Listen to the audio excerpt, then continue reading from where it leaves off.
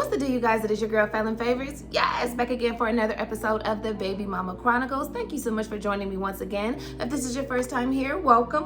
Come on in and grab a snack. I want to make sure you like, subscribe, and share. I want you to be the first one to see anytime I drop any new content, and it is coming fast. And we're even switching up the kind of content that we're doing too. So I just want to make sure you stay in the loop, okay? Let's go ahead and get into the video.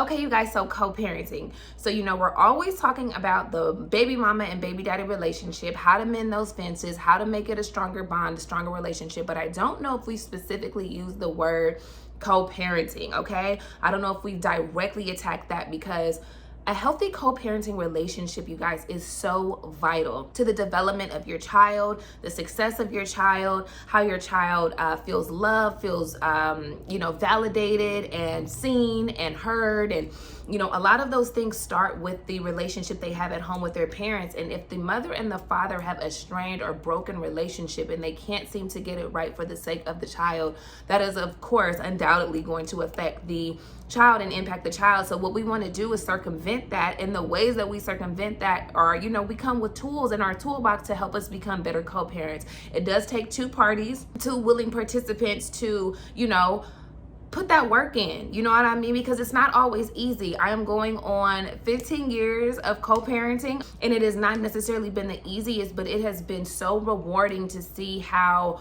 our relationship, my baby daddy and I, how our relationship has fostered an even better relationship with our daughter. And how, her seeing us being able to effectively co-parent, put any differences that we have aside and make her the priority. She knows that she's loved. She has that confidence to step out in the world knowing that she has people that really have her back. So again, we're going to give you 5 tips, and this is definitely going to help you grow. Okay, you guys, so tip number 1 on how to build a great co-parenting relationship. All feelings that you have for your baby daddy must be resolved, okay? And it's vice versa. All feelings that your baby daddy may have for you must be resolved.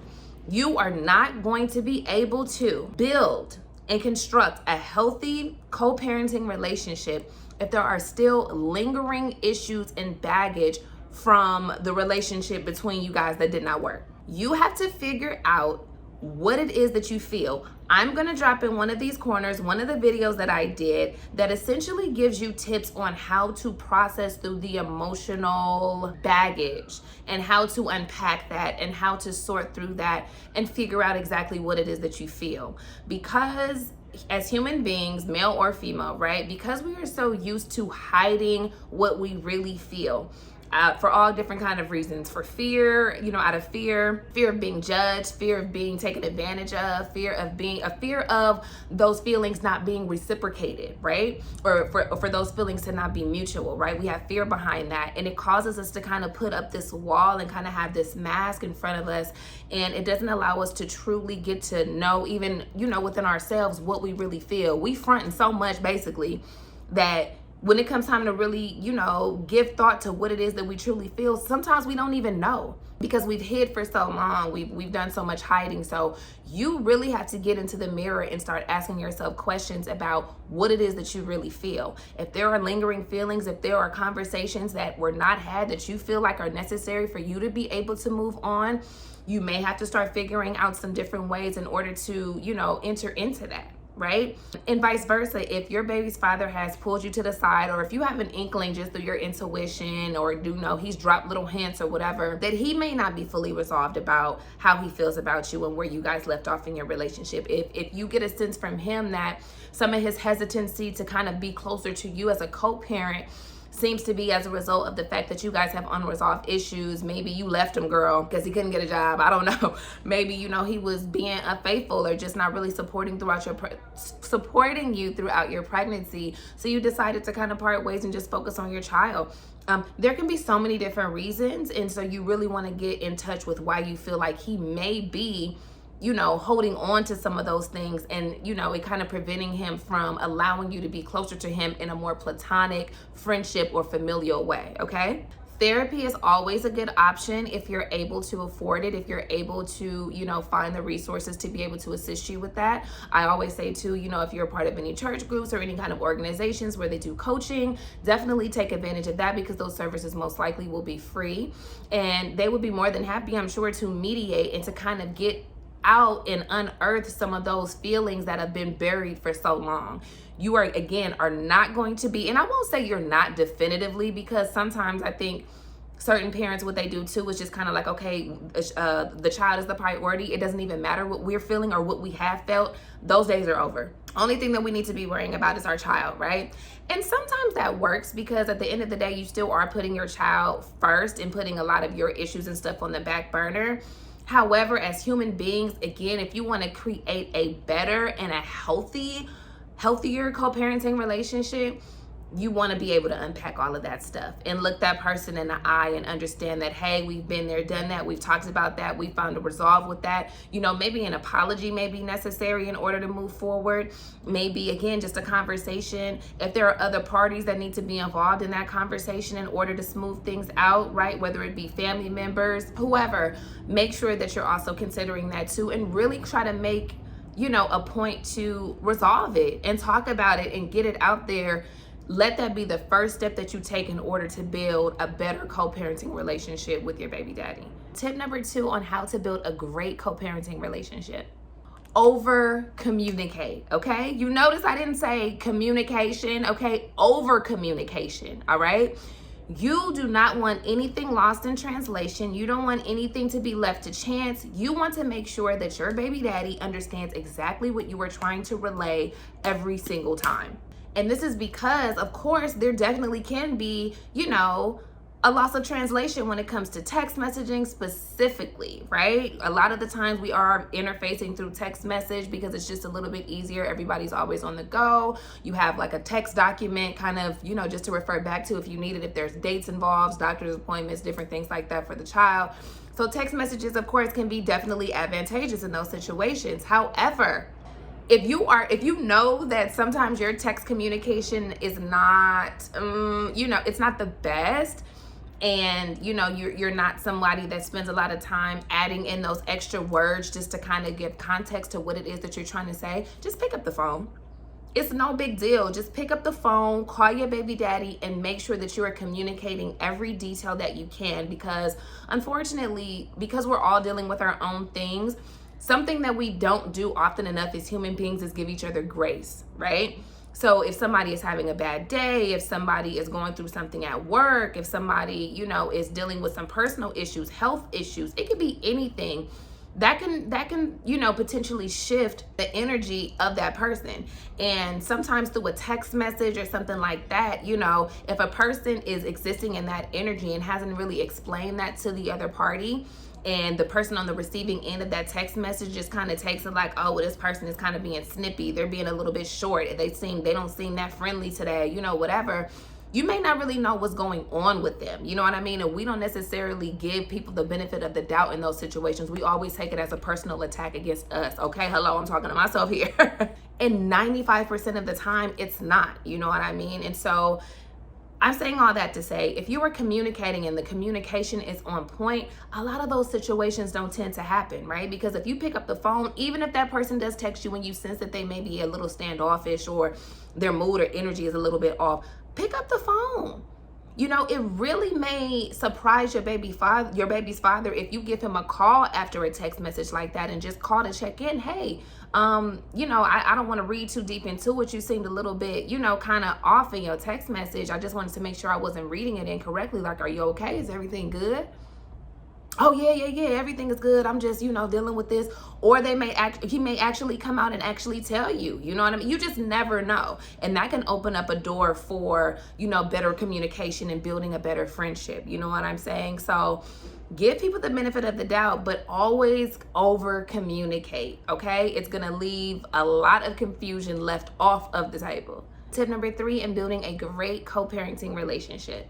Okay, so 2 C's, okay? I have courtesy and I have consideration, all right? I'm talking about thinking of the other person, putting yourself in the other person's shoes, right? And this should be interchangeable. It shouldn't just be you giving this kind of courtesy. Your baby's father should be giving this kind of courtesy back to you. So I'll give you an example. If you know for the last 2 or 3 weekends that your baby daddy has dropped off your child to you, or picked the child up, when it's time for them to have their weekend or their time with the child, right?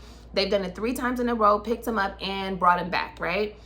let's say that there is a week where, his car is broken down. Let's say there's a week where he just, is asking you, would you mind bringing over, the child at this time or that time, whatever the situation may be. You should be willing to make the accommodation and give that person that courtesy, right?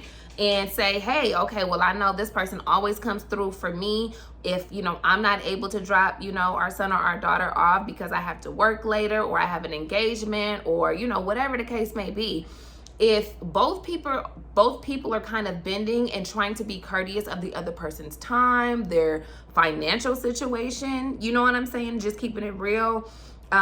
All of those things, that goes a really long way. And more people are going to be, well, not just people, but your baby daddy is going to be more willing to be courteous of you as well. If he's solid, if he's a good person, if he's somebody who's just bleeding energy and it's not that, then you're probably not going to get that kind of reaction. But if you're talking about a man that has a certain character and quality about him, he's going to see that you're trying to make those accommodations for him. And I think that he will go ahead and make those same accommodations and, for you, and have that same level of courtesy for you. Okay. And when I say consideration, I'm talking about consider your baby daddy when making decisions for your child. And I think a lot of that comes from, the fact that a lot of us did grow up in single parent homes. We really weren't exposed to a lot of collaborative mother and father tandem strategy and raising us. And so a lot of us as Black women specifically are very comfortable with kind of taking the lead and trying to raise our children on our own. And I won't even say that we're comfortable, but we are used to it. You know what I'm saying? And I don't think that that's the way it's supposed to be. You want to bring your baby's father into the decisions that you are making for your child. Consider his opinion, consider his ideas, as far as activities, things that he wants to have the child involved in, things that he may not want the child involved in based on whatever his reasonings are. Be able to have that conversation. Consider him when it comes to birthday ideas, right? Stuff that the child may want to do for the birthday. Anything relating to your child's development, whether that be personal, educational, whatever the case may be, consider your baby daddy's opinion. Consider your baby daddy's input, okay? His input should be valuable to you, okay? And if it's not, then you shouldn't have picked him, girl. You shouldn't have picked him, you know what I mean? You want to make sure that he is involved. The more involved he feels, the more hands that he has in being able to raise his child, it's just going to inspire and encourage him to continue doing that on a regular basis, so you don't have to bear the brunt of it alone, okay? Tip number 4 on building a great co-parenting relationship. So this kind of piggybacks off of what I was just talking about with the consideration and the courtesy, but we're also talking about collaboration, which essentially is the same thing, or it's going to begin in that same family. But when I'm talking about collaboration, I'm talking about coming together for your child's greater good, okay? So let's say that there is a, committee at school for your child to be able to sell so many, cookies. You know how they have those magazines or catalogs that have all of the different fun treats and stuff like that in the magazine, right? Let's say your child is tasked with selling $200 or $300 worth of those products, right? And if your child does that, then they get a free backpack or something like that, and your child really, really wants that backpack. Partner with your baby's daddy, collaborate with him, and figure out, hey, what is going to be our strategy to get our son this backpack, because he wants this backpack, okay? You take half to your job, I'm going to take half to my job, take it to your family, take it to the barbershop, take it here, I'm going to take it over here. Collaborate with your baby's daddy for the greater good of your child. Is going to make a difference. Think about how easy something like that would be in order to reach a goal for your child. You're seeing that smile on your child's face because of something that you guys both did together. That makes it hits different. It hits different.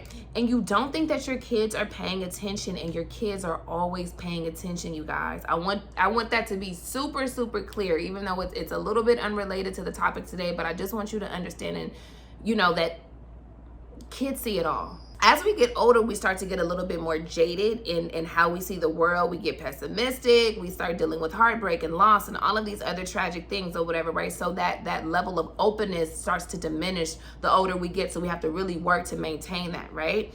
And retain that. But with children, they are so perceptive. They don't even have to have a conversation with you about it. They are intuitively connected to what is happening in their environment, right? And if they're constantly seeing that every single time mom and dad are doing everything separately, It's like they kind of doing it together, you know what I mean? One drops me off, one picks me up, they do, you know what I mean? And it's kind of that thing, or one, you know, but there is no collaboration.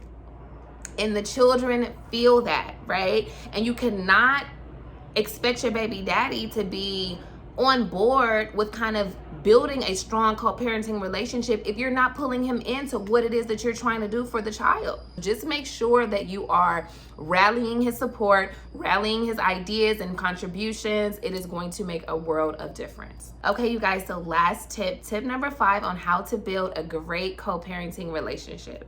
Spend time together.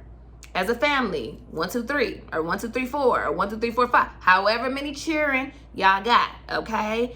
Spend time together, all right? Now, this is kind of a loaded, you know, piece of advice, right? Because we have to consider the lifestyle of both parents, right? Before y'all go out together and are able to spend time together, y'all have to be able to resolve whatever issues and stuff that y'all might have.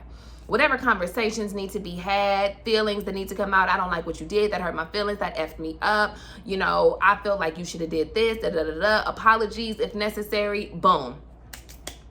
And put that to the side because it's done and y'all already have discussed it, because you cannot talk about spending time together unless you've kind of gone through the proper channels to ensure that your communication is on point anyway, right? Another reason why you want to go through those unresolved feelings and unpack those is because you're not gonna really be able to spend no time, you know what I mean, as a family, you know what I mean, and not as a romantic family, but as literally the mother and father of this child or these children, if the partners, if the baby father and the baby mother are in relationships or are married, or, you know, whatever the case may be, because that presents an issue also. You know what I'm saying? Like, again, things have to be done in good order. Go ahead and get those unresolved feelings out of the way. Have whatever conversations that you need to have to, you know, make sure that your scheduling is on point, okay? Who picks up the child on what day? You know, what's going on with this? Making sure that you're on point with doctor's appointments, dentist appointments. Make sure you guys are over communicating about everything as it pertains to the child and what's going on with the child and what happened with the child at school, and, you know, if they got sick, you know, all of those different kind of things, everything, all the aforementioned, right? All of those things need to be in order. Okay, so that way also, if the baby mama and baby daddy are involved in different situations, the partners of the baby mama and the baby daddy then feel comfortable, okay, with, you know, you guys kind of having that time by yourselves, right? Because this is kind of like new age stuff, you know? This used to kind of be out, you know what I mean? A lot of, you know, women and men can be very insecure about baby mama and baby daddy relationships. So, no, you can't go spend time with them, or if you're doing that, we all going. Or you could just go pick up your daughter by yourself. You don't got to be, you know what I'm saying, with the baby mama too. There's all of that, which is so unnecessary. But a lot of that comes from fear, because they probably know through conversations with the baby mama or the baby daddy, right? Whoever that partner is with them venting to them about different things that have gone on in the relationship, and them having an inkling and an understanding that, you know, hey, they may have some unresolved business that may need to be addressed, right? And if they're spending time together and those things haven't been addressed, then that could potentially present a problem, you know what I mean? So make sure you have all of those things out of the way first, okay? I have to just preface it with that, you know, but once you kind of get grown, okay, and handle your business and do the things that you need to do, you can definitely spend time together. You know what I mean? Going to the park, going to the beach, making sure that you're spending time. And it doesn't even necessarily have to be something that you plan, like, you know, an outing, or, you know, going to Disney. It could be, you could wait until it's time for the birthdays. You know what I mean? Spending time together for the child's birthday. Because, of course, what you have birthday parties, maybe 3 or 4 birthdays out of, you know, the 10 or 15 years or something like that, 16, I don't know, but right? You know what I mean? You have so many birthdays, right? But you're not gonna have a birthday every single year. On the years that the child doesn't have a big birthday, take the kid to the amusement park, take the kid to the beach, take the kid just to get some ice cream, but doing it together. That is okay. That is okay, but that only comes after you have gone through the proper channels to, again, talk about those unresolved feelings, open up those lines of communication to a massive degree, and, you know, making sure that the child is always first, making sure that you are collaborating for the betterment of the child, okay? So again, that's kind of like at the tail end, but if you get through all of those things, you definitely can spend time together. And that's probably the best thing ultimately that you can do for your child, is for your child to see mommy and daddy loving on me at the same time. It is a beautiful thing to see, and children really are receptive and they appreciate it, especially long term. Okay, you guys, so I just wanted to come really quickly, give you 5 tips on how to be a great co-parent. You know, we talk about a lot of things on the BNC, but I don't think that we had necessarily talked about that. So I wanted to make sure that I touched on that. These tips are literally going to help you. I want to make sure that you're using them, okay? If you have any experience in any of these areas, of any of the tips that I've given, if you've already done any of those things, drop it in the comments and let me know how it's worked out for you. I hear a lot of horror stories, okay? A lot of horror baby mama, baby daddy stories. If you have any good stories to tell me, any good experiences, any changes that you may have made over the last year or two from looking at my channel and maybe implementing some of the other ideas and strategies that I've, given to you guys, make sure to drop it in the comments as well, okay? I love you guys, and I will see you next video. Subscribe, like, and share. Don't forget. Love you. Peace.